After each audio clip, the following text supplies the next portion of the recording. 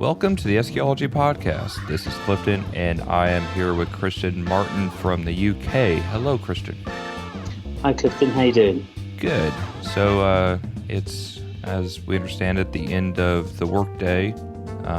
So I'll make sure to hit Cristian with as many complex questions as possible. Cristian and I first met, I guess it was now 2 years ago. I think it was. Something like that. Yeah, Emma Euro Finals in Salzburg during the head judges training. Cristian, I think that was that your first year being a head judge trainer? To be honest, it's all a bit of a blur, but I think it was the second year. Might have been. Okay. If I'm getting my years mixed up. So in our years since of crossing back and forth, I think they call it the pond, over the pond. I think it's bigger than that. But in those times since, I think we've come to the realization that there are doppelgangers on both sides of, there are like different versions of people here that are in Europe and the UK. I think they're separate now. And it's the ones we don't like anyway, right. Yeah. Yeah. And on the same side, there are people on this side that are similar to people over there. And if I had somebody that I could choose to be my doppelganger, I think it would be Cristian, because I think we have a lot of similar thought processes. At least I like to think so. One day, I hope to achieve your greatness. That's all I'm saying. Oh, that's very kind of you to say. I don't know where that comes from, but well, thank you. Well, it comes from, like I said, the first year that I went through the head judges training as just to do it. There was no methodology except that I happened to be in Salzburg a couple extra days, and I spent that time in the head judges training rooms for Emma, and Cristian was, as I mentioned, one of the head judges trainers, and he obviously put a lot of thought into it and had a lot of great aspects to bring out of it. Cristian, I know Emma was formulated, I think, in around 2001, but how long have you been involved with Emma? Well, as everyone does, they start off as a competitor. I think that's about 10 years ago. And it wasn't long before I was wanting to know more, wanting to be involved, wanting to help, because I liked what everyone was doing. And Andrew, who leads the Emma UK team, found a role for me, and it kind of grew from there. Okay. First of all, for anybody who doesn't know what Emma is, if you know anything about car audio competition, it started out with, in the States at least, with NACA and IASCA, later USAC and MECA, and Emma started a couple years after MECA, but in Europe, obviously, it stands for the European Mobile Media Association, as many people who have listened to the Emma disc should know.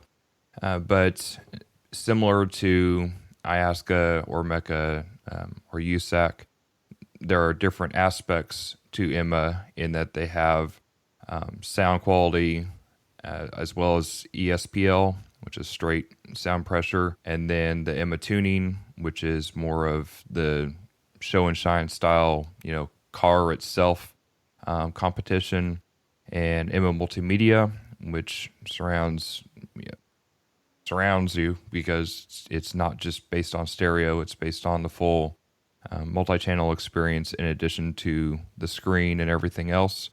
And then the ESQL, which is sound quality from outside the vehicle, similar to dueling demos or something like that. Did I get all the things? Am I missing anything? I think so. Okay. I think that's everything. So, for those who kind of want to get a better idea of Emma and what's going on from the competition side, you can go to the Emma website, which is emmanet.info, and download all of the rule books there. The official competition manual is a good place to start. I don't think correct me if I'm wrong again, but I don't think there's going to be any big changes to or swings to the sound quality judge books or any of the manuals this year. That'll be next year if there are changes, right? No big changes have been discussed regarding the current rules. If anything, there might be a couple of clarifications, but not a changing rule. But a lot of conversation was had in Frankfurt. I didn't go, but a lot of conversation was had about what the new rules would look like. But that would be trained in 2022. Okay, you're right. Sorry, 2021. Beg your pardon. Right. But for the 2022, 2021. Yeah, leave it at that. the 2020 finals in 2021 for the 2021 season, right? It's because we have our Euro finals the following year. It just gets a bit of a you have to have your mind straight. It can't be the end of the day as it is now. It's all good. I'm sure you get warmed up. It's been a minute. So Cristian was the head sound quality judge for the EMA Euro finals in 2019, which was the 2018 Euro finals. Well done. And yay, we got something right. He graciously 2 days beforehand asked me to be a sound quality judge. So I've done some work for him on that side. And then I was within 20 or 30 minutes of his house last fall, but never saw him because he was getting busy, getting to be married or something. I guess that's an important life decision or something that takes precedence over car audio. Congratulations, by the way. Thank you very much. Yes, sir. It all went swimmingly well. Awesome. Outstanding. Yep. You're still here. You're still here to talk about it, and that all makes it worthwhile. So I'm sure there'll be more to come on that front. But as far as Emma goes, like I said, we've crossed over a couple times. Cristian also came to Texas for Aggie Land last year in College Station, and he and the entire UK judges team, including Lars from Germany, who's an honorary Team UK member, I believe, came to Atlanta for the Parkinson's research event at Hybrid, which unfortunately this year I believe lands on a date that is also an MA UK event, so that will not take place this year, but we will be having Emma at all three of those major events, which is partially why we're having this discussion to get everybody on the same page. If you start out on page 3 of the official competition manual, there is the Emma mission statement and their definition of the competition challenge and the competitive spirit, along with some other, the legal items, but nothing major that we need to discuss there. But I would like to say that, there's in anything, and those who are accustomed to competing understand it, I think, but there's a lot of aspects of Emma that I think are a little bit different than what we're accustomed to. But once we understand, kind of what the guidelines are and what the rules are, it makes it much more easier to abide and kind of understand. But it's like the Super Bowl or cricket or whatever you guys have over there. The rules make the game to a certain degree. Nobody wants to watch a bunch of dudes on a field with no rules doing whatever they want. There has to be a structure. And similarly, like with the categories, the goal is for it to be as fair as possible. Watching a race between me running and Dale Earnhardt Jr. in a NASCAR on a dirt road isn't going to be fair or fun for anybody, though it could be interesting. But the goal is to have as equal of vehicles competing against each other, and I think Emma does a good job of taking both the competitor and the vehicle into consideration with the categories. And one additional aspect of it is the fact that with the sound quality program, the install is combined with sound quality in the score sheet versus being separate. And I think that is an important distinction, and what I think really brings out the Emma sound quality program in contrast, again, because it's kind of the body, heart, and soul combined versus just the physical aspects or just the sound quality aspects. To me, with a sound quality car, you can look at a bunch of beautiful builds in a magazine, but without actually experiencing the vehicle in terms of listening to it, you don't get the full picture, and vice versa. If you're just listening to the vehicle without putting the physical aspects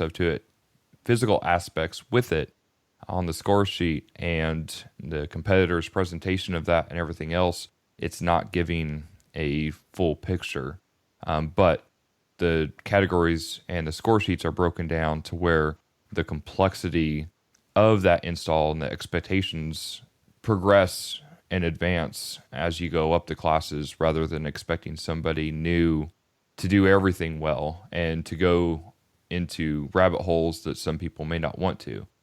So it gives a lot of different aspects of the system based on the competitor's experience and the level of their install. Is that a fair summary, or is there anything you would go into? Absolutely, and it's not a master plan that was originally made 20 years ago, and that was it. It's what I particularly like about it, I don't know what your thoughts are, is that there's efforts to always try and make it better. And there's this exception of the fact that nothing's perfect. And so the competition is quite brave in that it tries new things to make it a fairer playing field. So to give you an example, in years gone by, there were rules around if you were in entry, you couldn't have dash builds or A-pillar pods, because they felt that was unfair for someone who doesn't have that. But then on reflection, after trying it out for a period, people came together and said, you know what, these guys who have not got into competition before but have seen something cool on the internet have gone ahead and tried to build it, but by virtue of the rules, they're now having to play against seasoned competitors. Surely that can't be fair. So then that was rescinded, and again it was put back to the way it was. So in that a different version of rules were agreed, but the point is they're trying, to make it fair, and ultimately the purpose is to have everyone have a safe installation. And I think that is sometimes misunderstood, because yes, there are higher categories that people can apply to if they've done something cool and want to claim points for that. That's absolutely fine. But the bog standard installation is more of a check. It's a safety check. And I think that's absolutely right from a health and safety due diligence point of view. We shouldn't be encouraging people to have unsafe installations. And by virtue of being there and having that score sheet, it's not about how pretty is that fuse holder. It's, do you have a fuse? Is it the right value?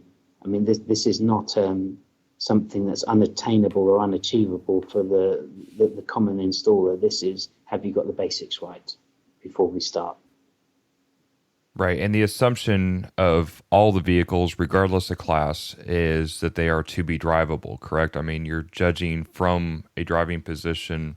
The vehicle should be safe to drive at the time you're in the car. If you have to drive away from it, the competitor should be good to go on an immediate, no questions asked basis, correct? Absolutely. The whole purpose of having car audio in your car is so that you're stuck in traffic, you're driving along, you're doing the country roads, and you're just having the greatest time with your system. And how can you do that if you've done something crazy like extend your seat runners so that you're technically sitting in the back seat and looking at the roof? That's not a driving position, and so it's not. It shouldn't be. That's not the purpose. So to ensure that people aren't trying to gain a benefit from doing that, what's it, 10 to 2 on the steering wheel, and the feet can touch the pedals, and that you can see the road. It's not asking a lot. It's how you would turn up to the competition.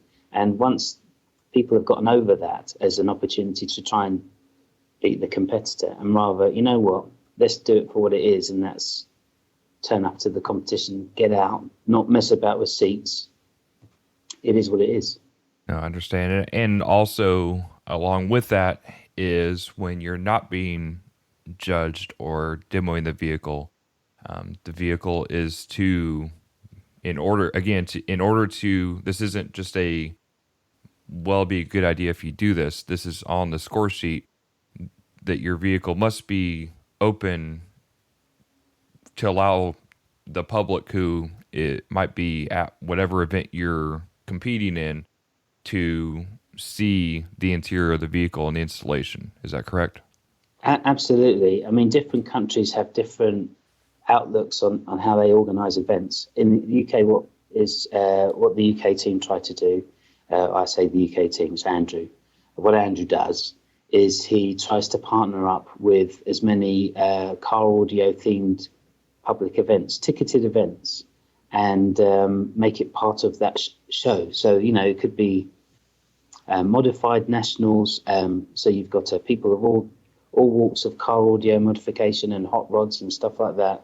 And then there's a space right in the middle of all of that going on with a car audio competition. So if it looked like that everyone's boots were closed and there's just two people sitting in their cars, what it looks like in silence, that's not a car show spectator sport.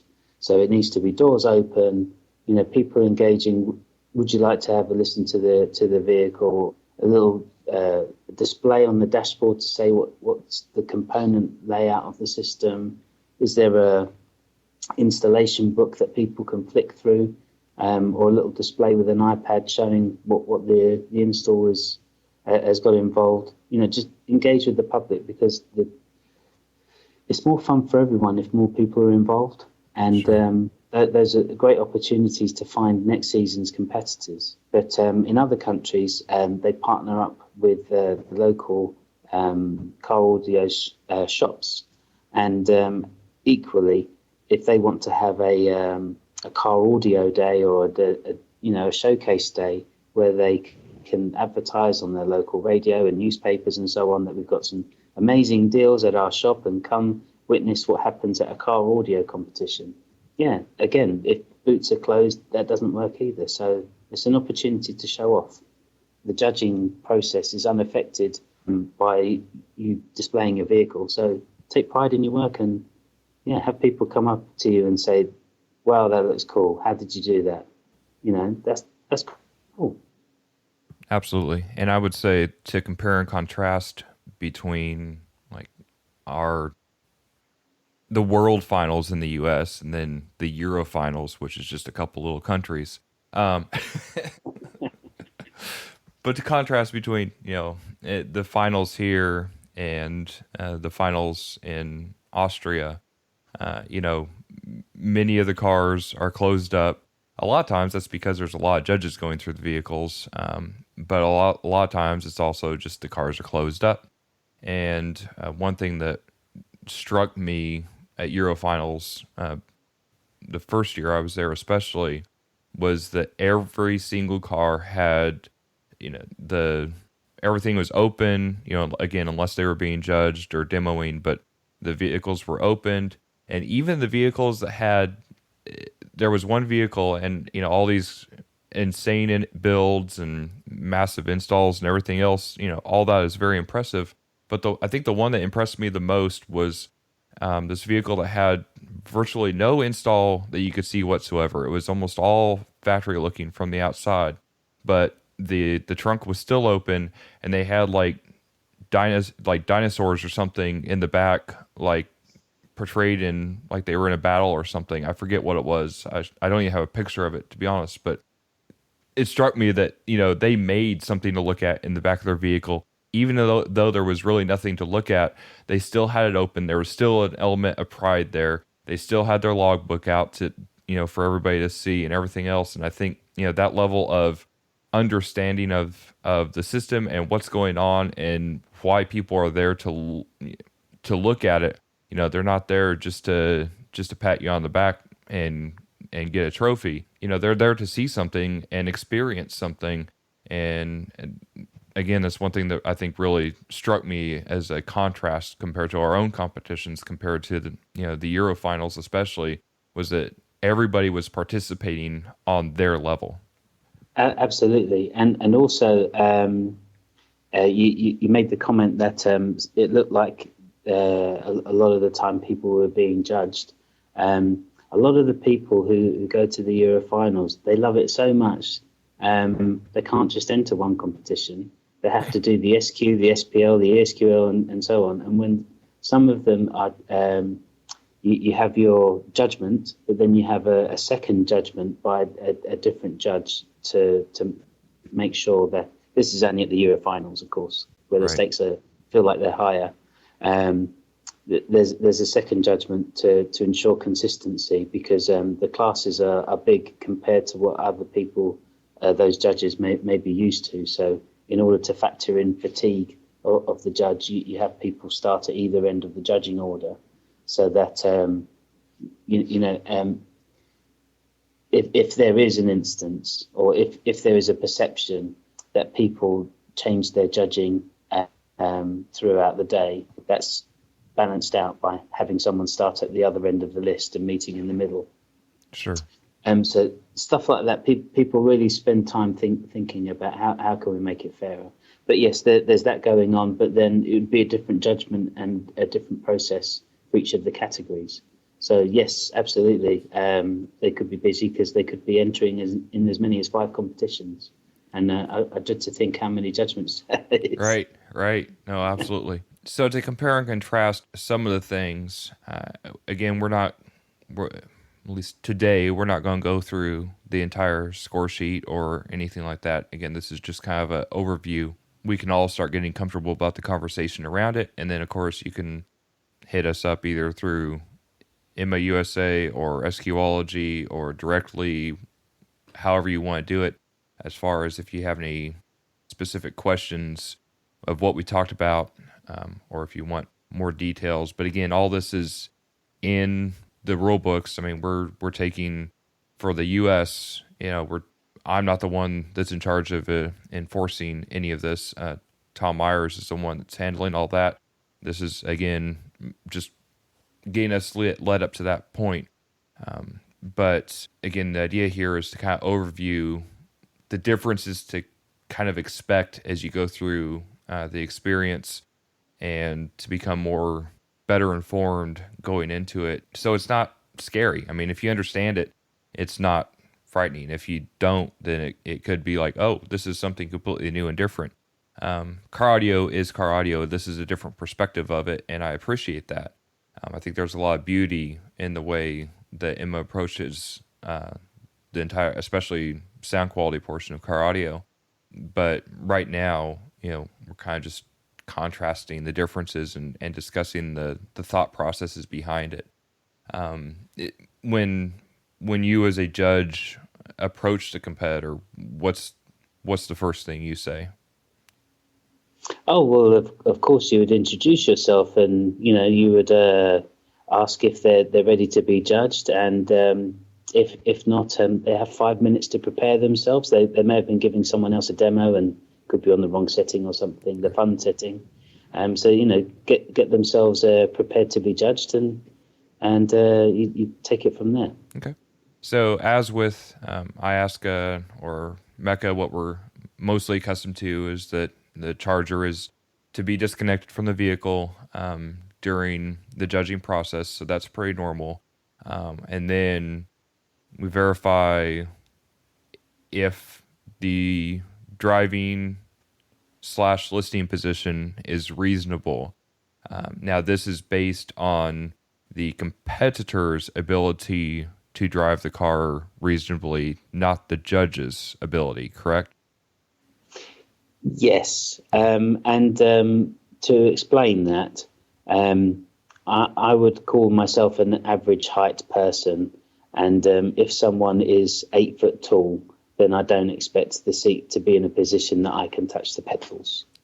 It only becomes of a challenge when my magnificence cannot fit behind the steering wheel, and then you really have to do your best to put your head where it should be. Right. So in that case where you might have a competitor that is, say, 5 foot tall versus 6'2", like myself, that basically means the judge has to cram into that position, correct? Yes. However, this is all at the competitor's discretion. Okay. So they can force you to do that. That's absolutely true. But they can also have 5 minutes to move the seat in a position that would work for you and maybe play with the settings, whatever they think would score them the best outcome. Okay. So the competitor is allowed to move it into a position that would be comfortable for the average Joe to get in, as long as it's within reason for an average person to drive the vehicle still, correct? Yes. I mean, I can't imagine anyone would do that unless it was a physics issue. Okay. You know, the spare tire truly is in the way of the steering wheel, Right. and something has to be done. But that's only happened to me twice. Once, someone had a sporty seat, a bucket seat, and my arse was so fat that I was hanging over it like I was sitting on the toilet. So I just had to adapt and slot in one cheek, and and so it was not a reasonable driving position for me, but my head was where his would be had he been in a reasonable driving position. Okay. Okay.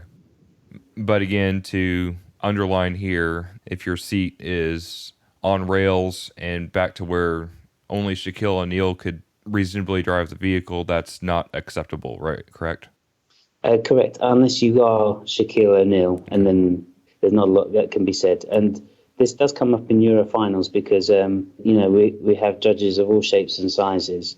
As I experienced in my role in the previous one, I had someone come up to me and say, "Oh, I think this is unreasonable," and then the driver of the vehicle is sitting in the chair, looking quite happy, touching pedals and grabbing steering wheels and pretending they're driving the car because of the language barrier. Neither of Right. us knew what we were talking about. So they knew the game, so they understood what was being discussed, and they demonstrated, and it had to be accepted Okay. because it's reasonable for the person who drives it. And ultimately, if we want the car to sound great for the person who owns it, then that should be the way.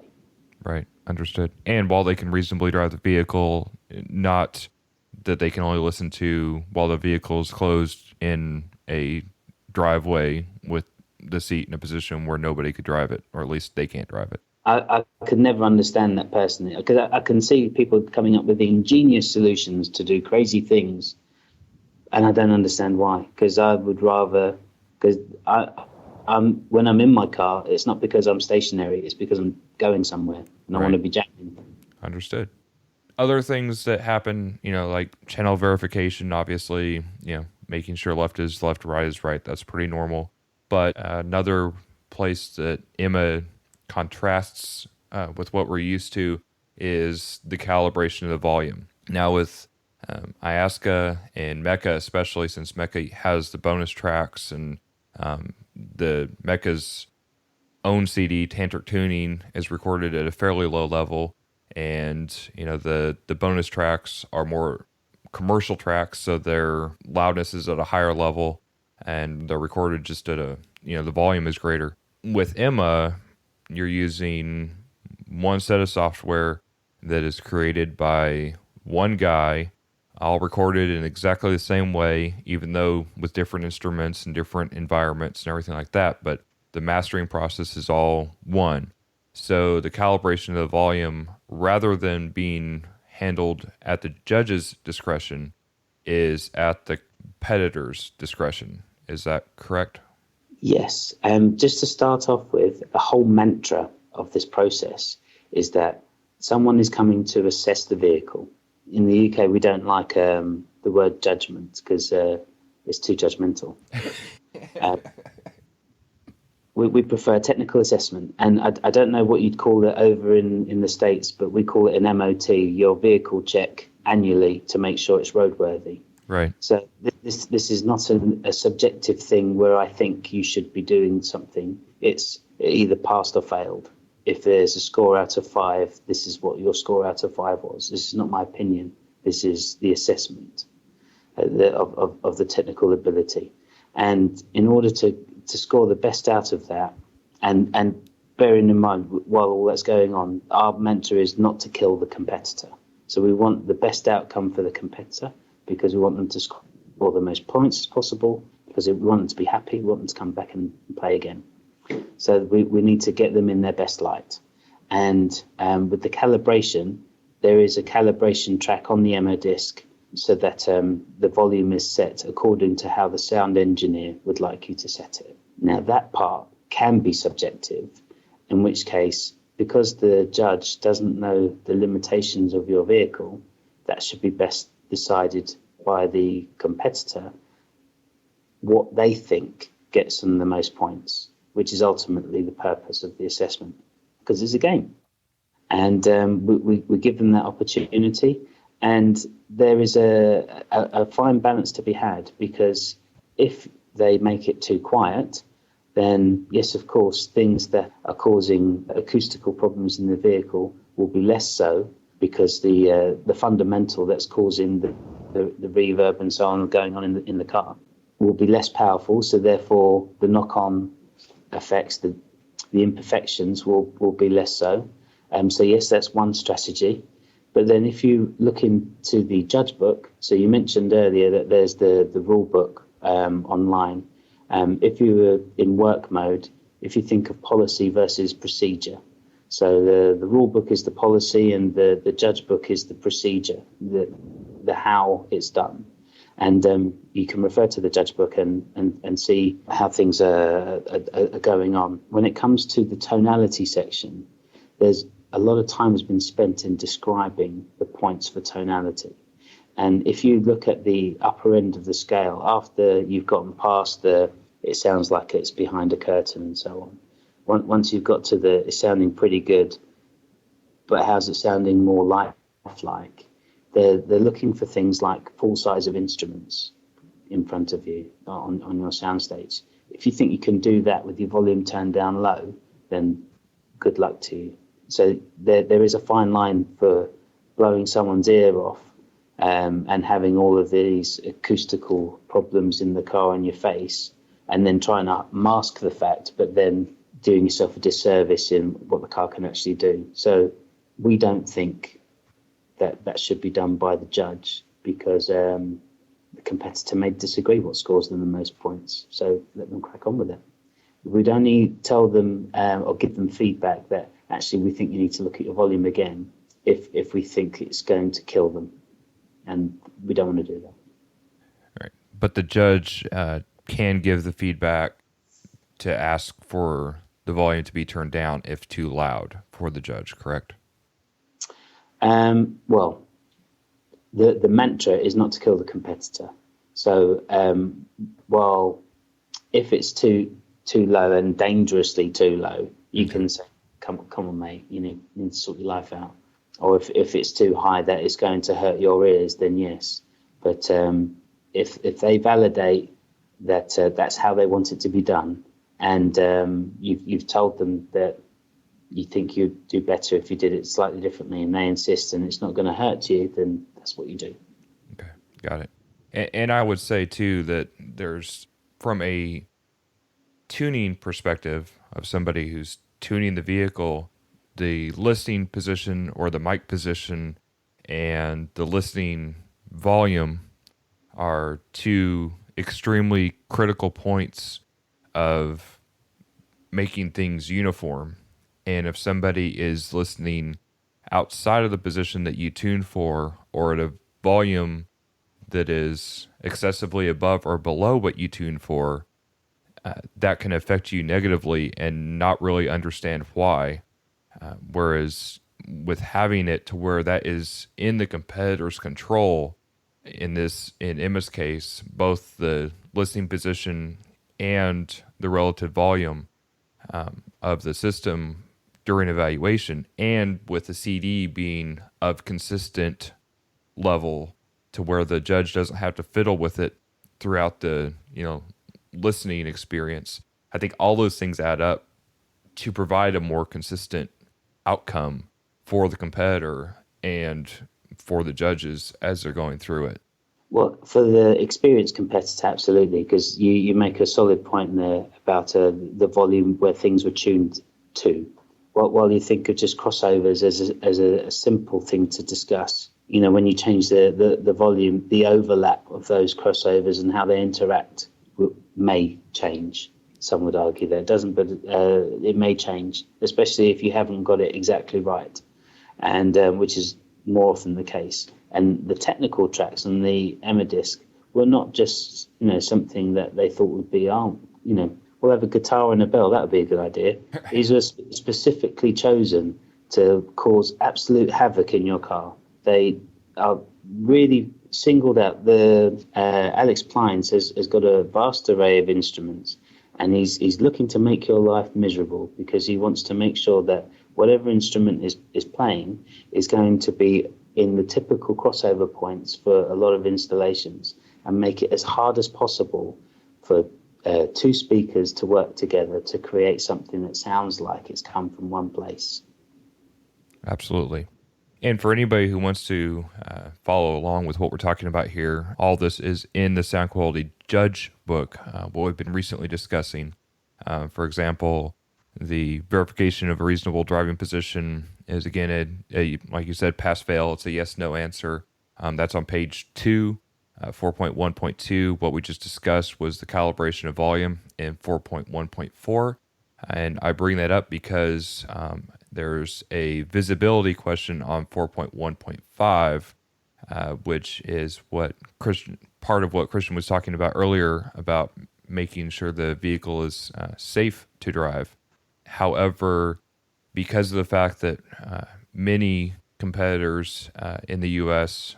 would all end up in one class based on this rule alone, or they would lose up to 6 points because of it, we are not going to enforce that as a part of the rules during the 2020 season.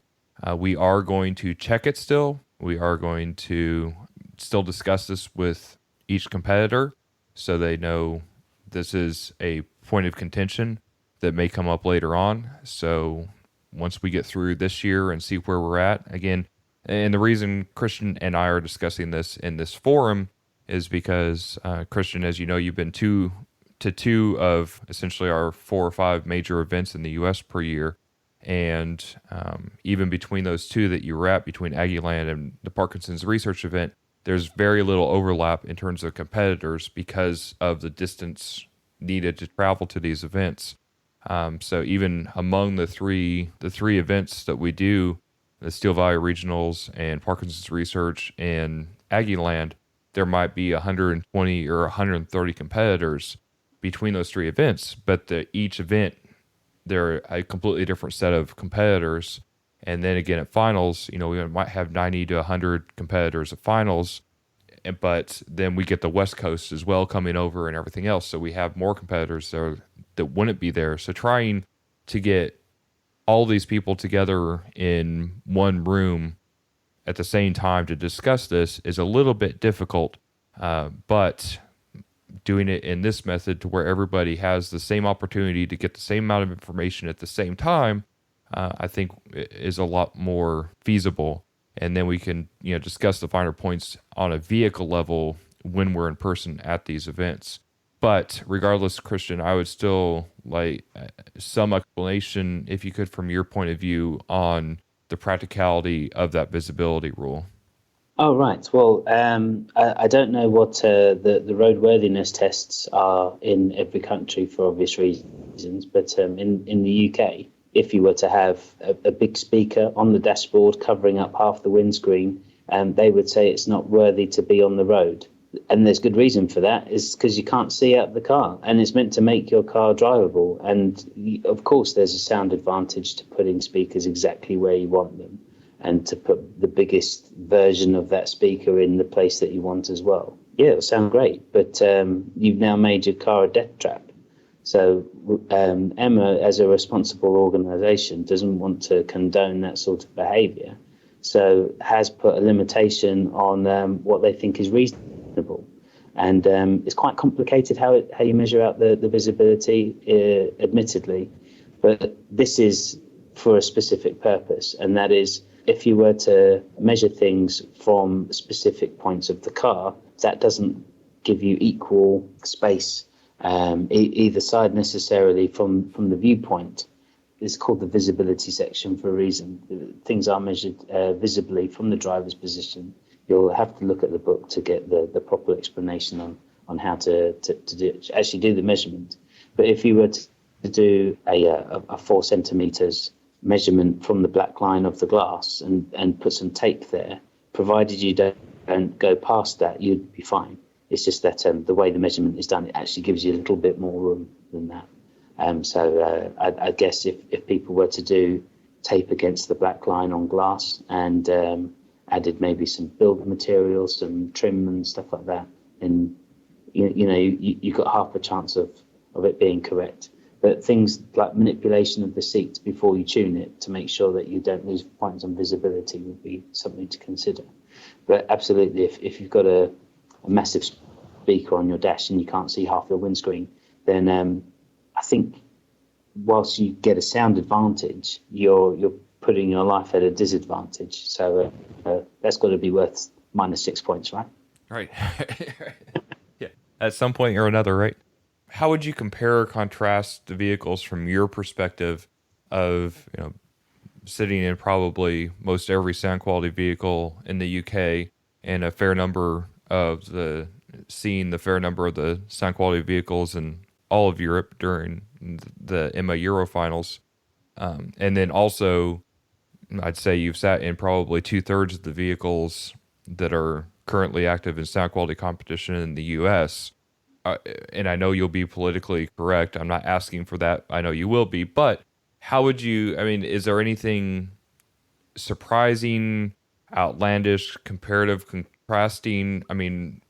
Would the majority of vehicles that are competing in the US, if they were able to be transported to Europe for Euro finals, which I can tell you from personal experience is not easy, so maybe don't everybody try that. But if it was possible, or to bring the European vehicles over to the US, do you think that there would be a distinct difference among those if they were competing directly against each other? Or do you think that car audio is car audio and it's the same there as it is here?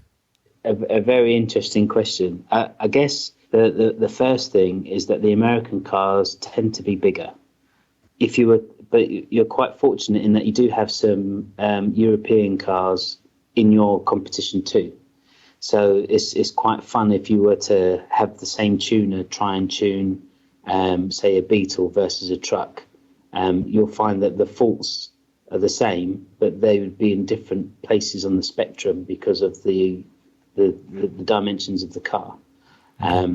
So I guess that would be the first thing to point out, that if there were faults or common faults, they are in different places, but they're still the same.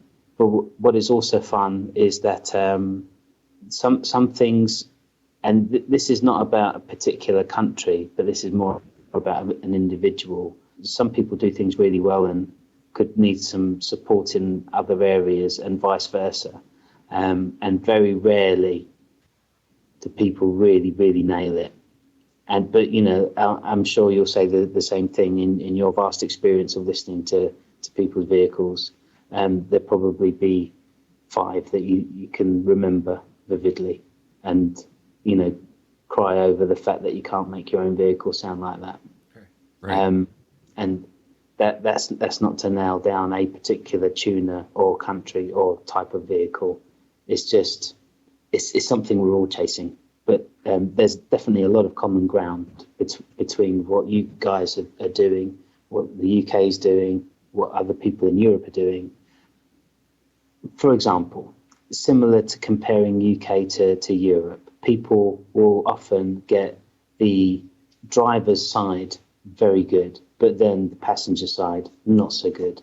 And when you change to a different side of the vehicle, because the driver's position's on the right-hand side of the vehicle in the UK, left-hand side in Europe, and of course in America, people at the same learning level would have the same fault, but it would be flipped left to right. So it's not like a certain side of the car is good or bad.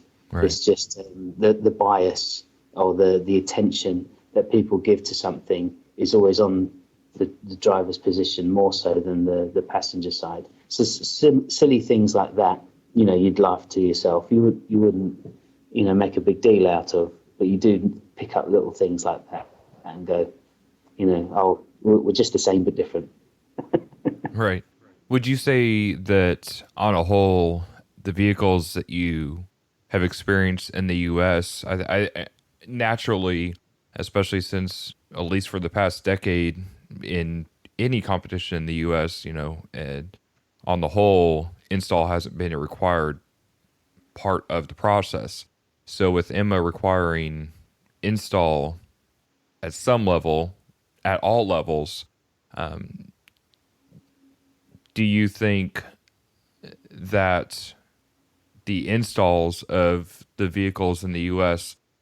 fall flat on their face compared to the vehicles that are regularly competing in install already in Emma in Europe and in the UK? Or do you think it's just a matter of the competitors preparing for it? With the exception of the visibility points, which is on the sound quality sheet, admittedly, but in my mind, I'm thinking of that as an installation issue. With that exception, of course, all of the guys that I spoke to, who are all mustard, they are all brilliant, by the way. You're very lucky to have such a cohort of competitors. They're all wicked. I agree. So that aside, of course, they would all pass with flying colours. And what was so heartbreaking is that they are not having the opportunity to get a well done. And as silly as that sounds, like when you're at school, it's never possible to get 100% on a subjective test. But maths, the question's right or wrong. And the same as with the installation judgment, it's possible to get full points.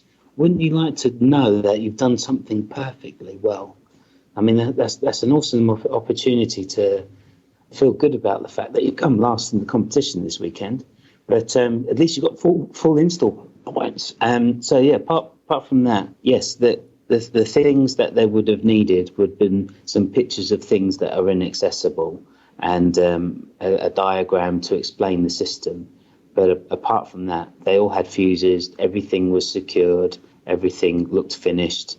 It's not a big requirement to know the vehicle is safe. And of course, all of the vehicles were safe. The thing that would be quite fun is to actually put them all in the master judgment for installation, which looks for craftsmanship.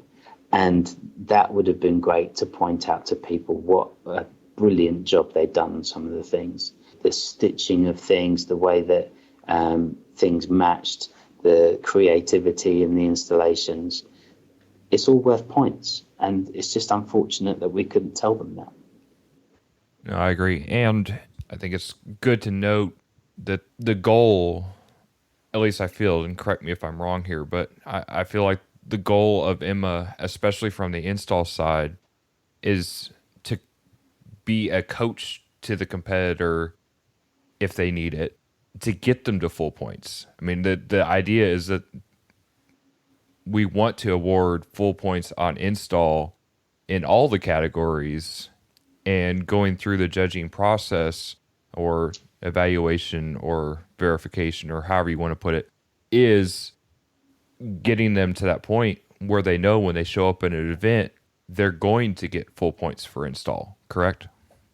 Absolutely. There's something in my professional life that I often think about, and it's this expression, anyone can hit a ball, but not many people can hit it really well.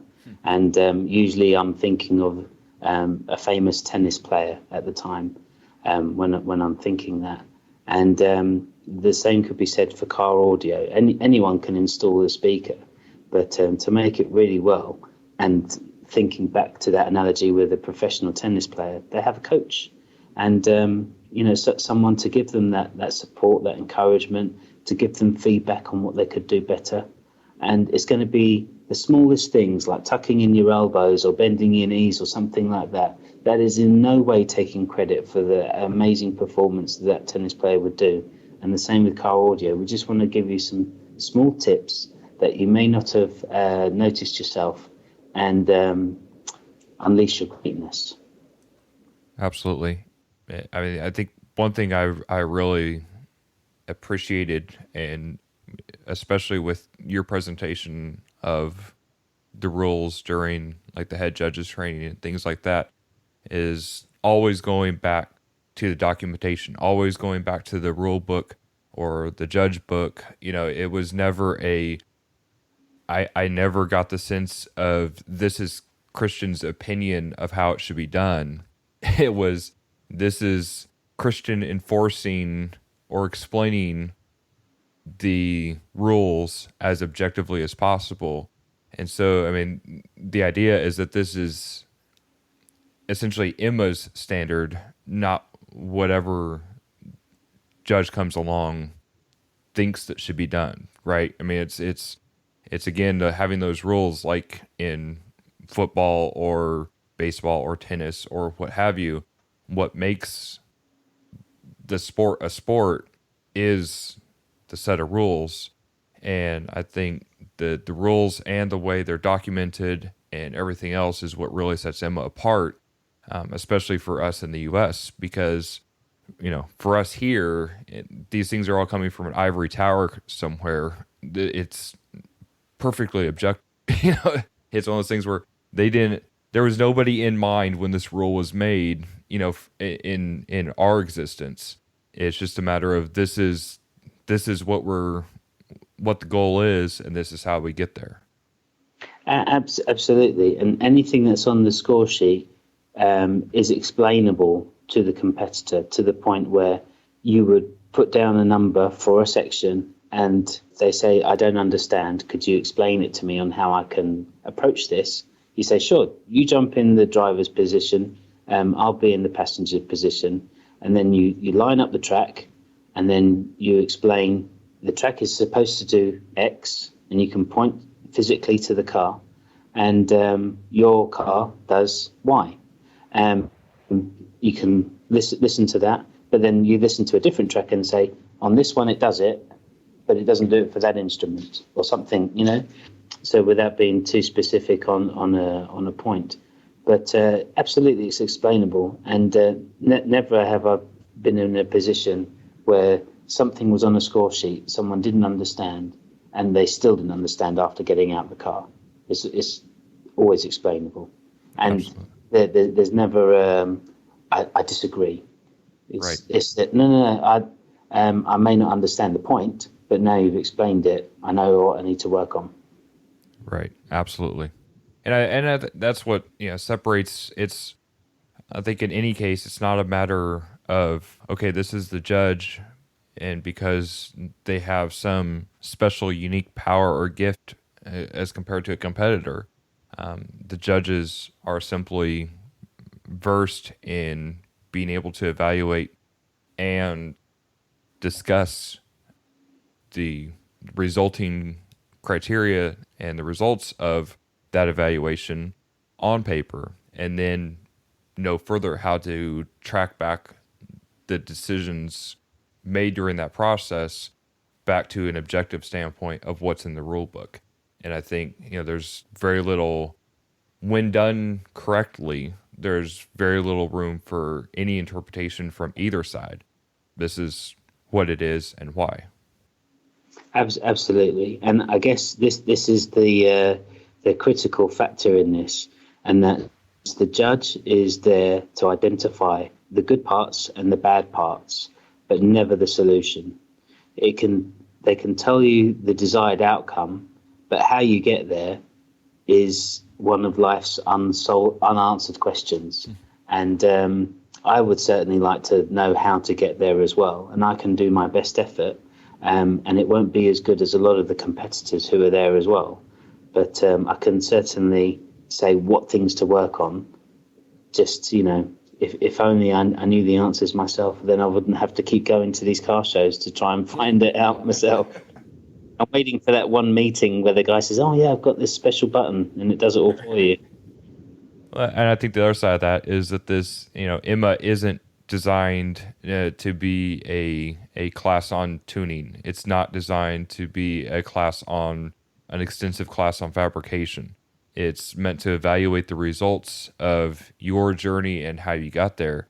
But I think, there are many different ways to tune a vehicle and to get to the same spot, and some are longer and some are shorter, and some prefer one way or another. But that doesn't make any of them, from Emma's standpoint, objectively right or wrong. All that matters at that point is the sum of the results. Is that fair to say? Absolutely. One of my favourite things, believe it or not, I don't know why I'm admitting this, is just watching people tune. Just, I'd wipe a setting and let them have a go on my car or watch them do theirs and just understand their process, their thought process. It's truly fascinating how one simple thing can be done in so many different ways. And if someone does something really well, like a sub-bass to a mid-bass integration or something like that, the first thing I want to do is, go on, tell us how you did it. Does I want to ever go when I get home? That you've done such a good job. You must have a trick. And that's one of the things I noticed. I don't know if you agree, is that a methodology for doing two speakers to integrate may not be the best methodology for another two speakers to integrate. The acoustical issues affect different speakers in different problems. Yeah, the solution, if there was one, isn't one solution anyway. I think it's a multitude of solutions. It's pot luck when you pick the right one, I guess. Well, and I think a perfect example of that was when we did the Tuner Challenge 2 years ago in the UK, and we had you and Horst were one team of 8 different teams, and they all had the exact same car with the same set of tools as far as the DSP goes and everything else, all had the same amount of time. And then when it came to evaluating the results of those 8 different teams, they were all very different. I mean, it was like getting in 8 different cars. It was amazing. I was actually shocked how much difference there was between the results of the 8 different sets of tuners. And they all approached it, I think you all approached it with a different methodology, whether it be with an RTA or doing things completely by ear, or how you approached the same set of tools. But yeah, I mean, it's a perfect example of the result, the objective results of what you're saying is that there's a lot of ways to approach this, and Emma isn't here to make that decision on which is the right or wrong way to do that, but only an evaluation. Absolutely. And you mentioned that tuner challenge, which was so much fun, by the way. If I would do it again, I would spend less time arguing with my partner. But what was so fun about it was the fact that, and I'm very proud of the fact that I was exactly average. I was, obviously chuffed to bits that wasn't last, as everyone does in a car relay competition. Right. But I was quite happy not being first out. Right bang in the middle. Average Cristian and Horst. And Horst. So on the categories, there are, and again, correct me if I'm presenting this incorrectly, because there isn't really at least in the overall, I'm looking at the official competition manual, and there isn't really a lead up as to the methodology behind the classes. It just says Emma classes and categories, but it seems like there's 4 overall categories, and that's the E category, which stands for entry, the S category, which stands for skilled, the M category, which stands for master, and then the X category, which stands for expert. And then there are, again, correct me if I'm saying this incorrectly, but it seems that there are classes or subcategories among the S category, M category, and X category. For example, in the master category, which has the most classes within it, you have OEM, and then a money limited class, I assume based on the equipment itself, which is up to 5,000 euros, and then the limited and unlimited classes within that category. I don't know if that's correct or not, so I'll let you explain that better, but that's all I know. You want to start with master, or do you want to start from entry? Let's start from entry. All right, because I'm woefully unprepared in that I don't have a book in front of me. The purpose of entry is that, going back to what we were talking about earlier, in that we would have a car show bolted on to a proper car event. And in that environment, if someone at the beginning of the weekend saw what we were up to and thought, hey, I want to have a go at that, that's exactly where they would go. And there's a breakup of if there's an unlimited budget or if there's a small budget of someone who's got a basic upgrade. But that's exactly what they're there for. Your first time, have a go at that. And the purpose of that is that the criteria in the installation and the sound quality is at its basic level. So from memory, it's the focus judgment on the sound quality that isn't assessed. So this means that if everyone gets 20 minutes of your time, for example, that 20 minutes spent with that competitor would be much less to allow you more time to spend with them, to talk to them about the process that's being followed and what you're looking for, so that when they leave with hopefully a CD because they want to come back, they've got half of a chance of doing really well at the next one. This is assuming they doesn't win the competition in their first attempt, which sometimes happens. So that's the entry. So in order to make it fair, if you've got any affiliation with a shop, or if you are a trained professional, if you've ever been a judge and therefore have had additional training to someone who's never done something like this before, then you are banned from competing against the newbies. Because what would be the point in, saying, oh yeah, I'm king of the entry? If you've never done it before, then that's a huge achievement. But, Right. If you're a professional, come on, man. There's a professional football player playing with the under 15-year-olds. Like, what does You that don't prove? belong here. Right. Yeah, exactly. If you're 15, then great, go for it. So that's entry. The skilled is giving someone a logical progression of where to go after entry. So the purpose again is no professionals and so forth, but then giving them the more fuller judging experience. So something worth noting is that the sound quality assessment between the master level and the skilled level is identical. The only difference is being in the skilled, there isn't the craftsmanship being scored. It's just the full basic assessment of the installation. There's everything safe and secure. Again, that's split out in OEM money category, and which I think is 4,000 euros, and an unlimited budget again. So if someone's got all of the very expensive amplifiers and speakers, you and I both know that that makes zero difference to the scoring, because it's about how it was set up. That's far more important. If something's out of phase, it doesn't matter how pretty that amplifier is, it's still out of phase. Right. Then there's master, and again, money, OEM, unlimited. Limited, however, is something new that was being tried in the most recent version of the rules. It wasn't there before. And the concept is that you have a full master assessment, but it's somewhere for the skilled people to go, but not the full-blown competitor.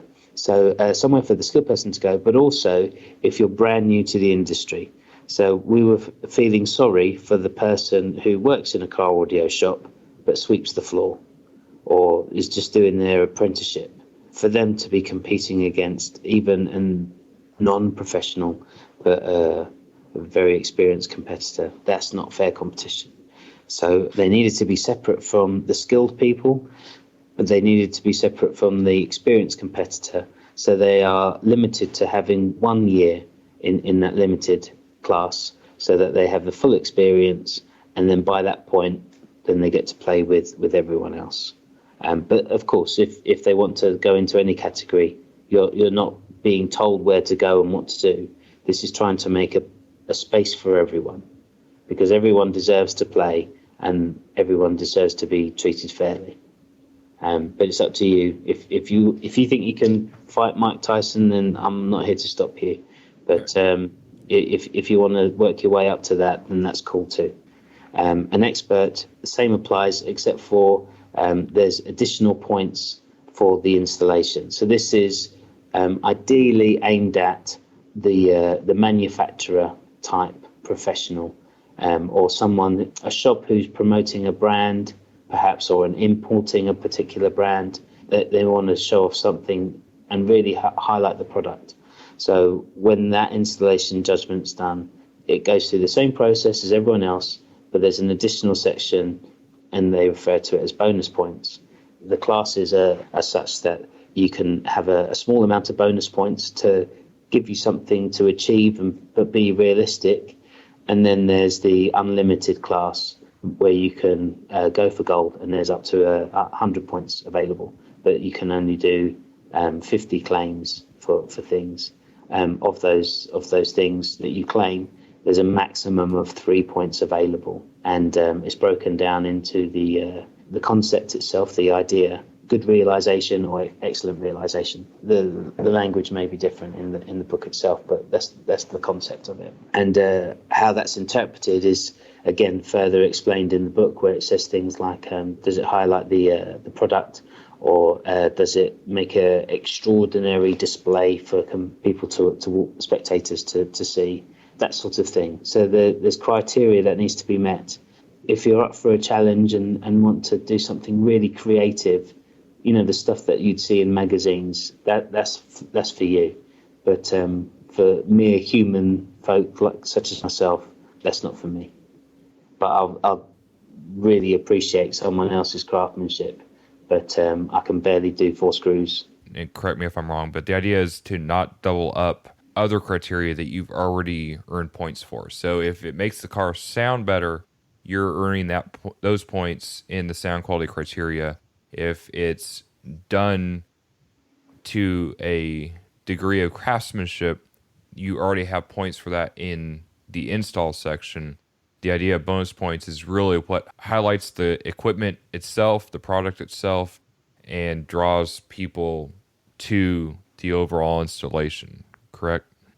Yes, there's also a couple of others, I think, but one that springs to mind is going the extra mile to ensure that the vehicle can still be used despite having a ridiculous installation. Okay. So as an example, if you were to completely strip the interior and put the speakers where you want, but then put the interior back so it looks completely original, but the speakers are exactly where you want, then that's a ridiculous effort that you've done to make the sound quality as best as you can, but without sacrificing the normal use of the vehicle.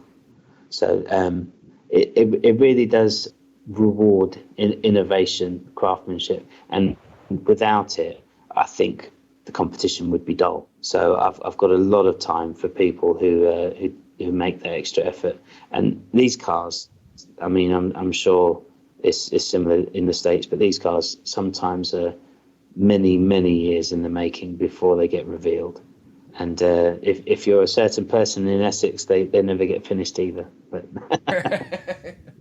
one word that you mentioned a couple times there, and I think was really a word that I noticed a lot during the head judges training, was effort. I think throughout all the different competitions within Emma and the overall methodology and everything was based on effort. It wasn't one of those things where you're not going to show up at Eurofinals and here's your trophy, congratulations. No matter what you're competing in, no matter what you do, the idea is to reward effort, and then for you to feel like you have accomplished something substantial at the end of it. Oh, absolutely. And that's not given lightly, those points. They are fully scrutinized. We don't just take your word for it that you think you should get all of these points.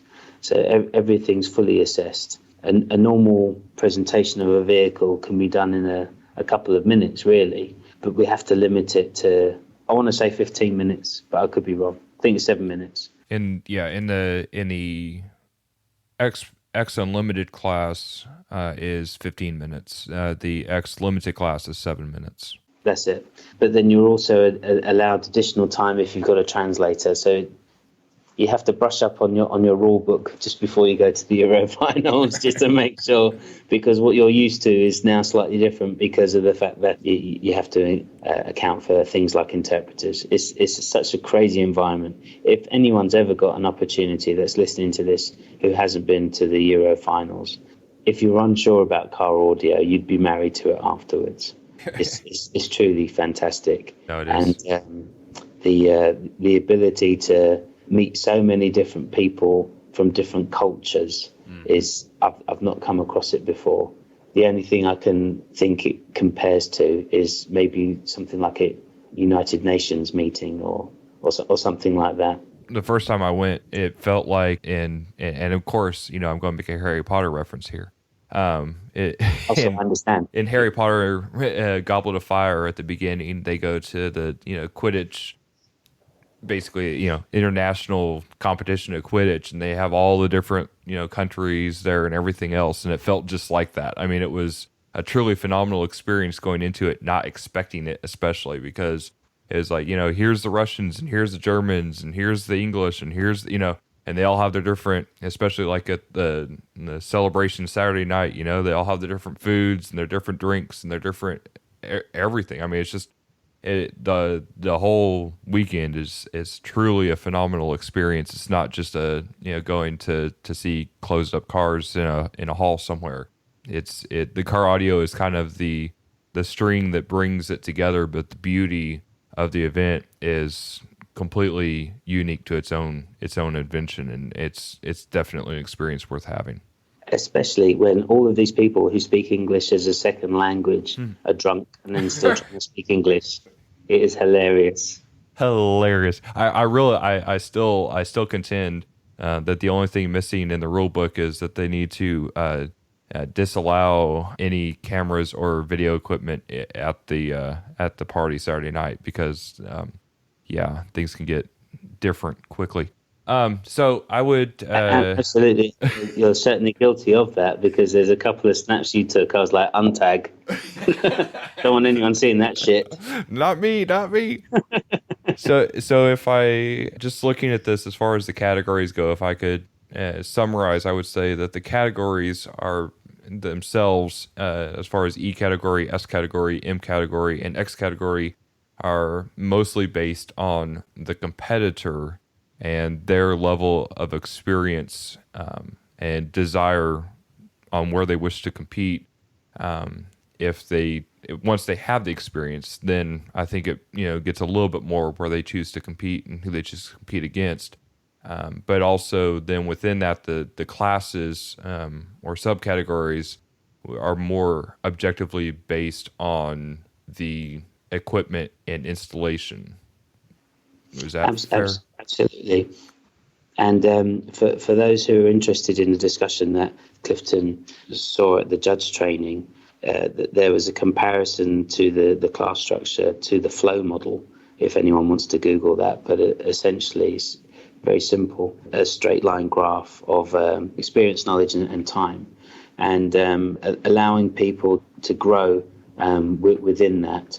If you have to have the right balance of what is being asked to their ability, and if you ask too much, hey, go be a doctor, and unless you've been trained to be a doctor, that's too much to ask. So there's got to be a block building, a stepping stone for people to be more out of their comfort zone and push themselves, and then be better for it at the end of it. Absolutely.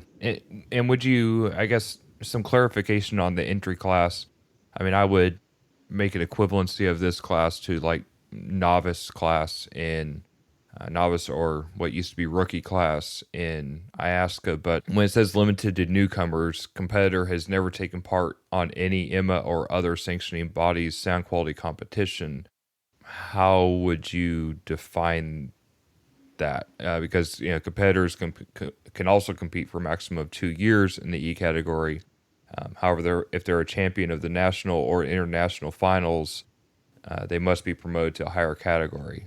Someone who's never done it before. So the Right. people that I would have met at your shows, no one of them should have been in entry. For anybody who's been competing and listening to this, for the most part, the idea is that you start in the skilled class or master class or expert class. But I It would should be say, still the master in that if you're not in the industry, then absolutely you may choose to go into skilled. But if you've been competing for 30 years, then I think you're more professional than some of the professionals. So therefore, you should be amongst your peers in master.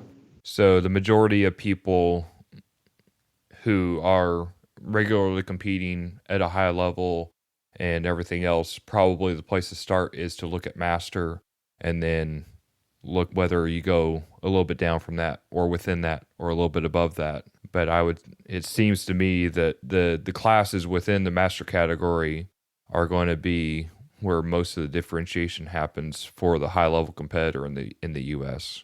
And I guess it depends on the numbers, but I guess that there is scope for you to break it out even more. We joked about you could have a F-150 class. Right. So he's got the best one of those at master level. That might be fun. I don't know, but it's your problem, not mine. So good luck. I understand.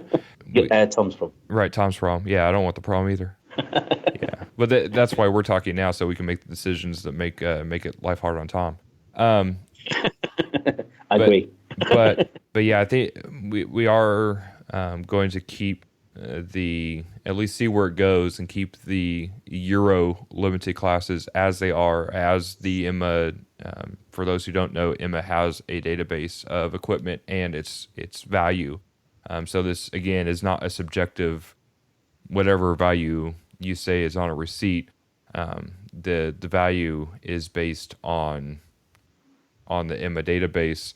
However, in like the skilled class, I believe you do have to show an invoice for all the components with a proof of purchase if requested, correct? And why that's significant, just to explain that point, if you've got a manufacturer supporting you, then they're going to know their product much better than anyone else, and they're going to be giving you that additional support.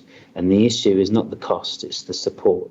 Right. Because then that gives you a competitive edge over everyone else. There is also the possibility that the products are modified versus what's on the shelf for everyone else. Mentioning no names, but there were processors available from big manufacturers that had cheat codes that allowed you to do more things that other people weren't able to do, for example. But those days are long gone. But the principle still stands. Understood. Okay. Anything else on the categories that stands out to you as something that should be mentioned? The only thing I would mention is that if you're unsure, speak to Tom or yourself and seek advice. There's no wrong answer, but if you go for a class that is not appropriate, then you're not going to get the best experience. And it's more important for you to get the best experience, for you to have a true experience of what Emma should be. So you will know the cars that are competing. You will know where things should be.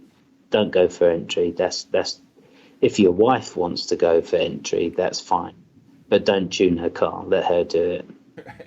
Well, I again, like you said, the purpose of entry would be for the guy who has a system in his car, but is strictly going to car shows and is not experienced in doing a car audio event, and it's to give a place for those guys to come into the fold and for this to grow to where we have absolutely more competitors participating. If I had never competed before and then saw the vehicles that were at your event, I would never be back, because they were to such a high standard that I would think I don't belong here. So it's somewhere for them to belong. So if I mean, I can't think of it any vehicle in particular, but if one of those vehicles were in the entry class, then that's not right. That's not fair. The installation, the sound quality is of an exceptional standard. It would scare off the fresh blood, and that's what we need to encourage. Is succession planning. None of us are going to live forever. We need to be thinking of the next generation of competitors. No, I agree absolutely. And I think that's just the overall presentation of Emma and again being at the Eurofinals and everything else. There's so much beauty woven through it because it's very it's pulling the fullness of car audio from car audio and presenting that and evaluating that in an objective manner, and I appreciate that. I don't like leading with rules first because rules are part of what makes the game beautiful, and there's something, there's an inherent beauty to the game that Emma presents, and that's what I really want to draw out here. But to me, the rule set as has been developed, to date with Emma over the past 20 years or whatever, has continues to bring out that beauty rather than diminish it, and so that's why I like discussing the rules in any organization, but especially Emma, because y'all have done a really great work in pulling that out over the years, and you especially, Christian, again, you've really done a great job, especially during like the head judges trainings and that of bringing the humanity out in what we're doing with a simple silly car audio systems, but there's some real life experiences in there that you've pulled out of it, and I appreciate the way you approach it. So thank you for taking the time to do that.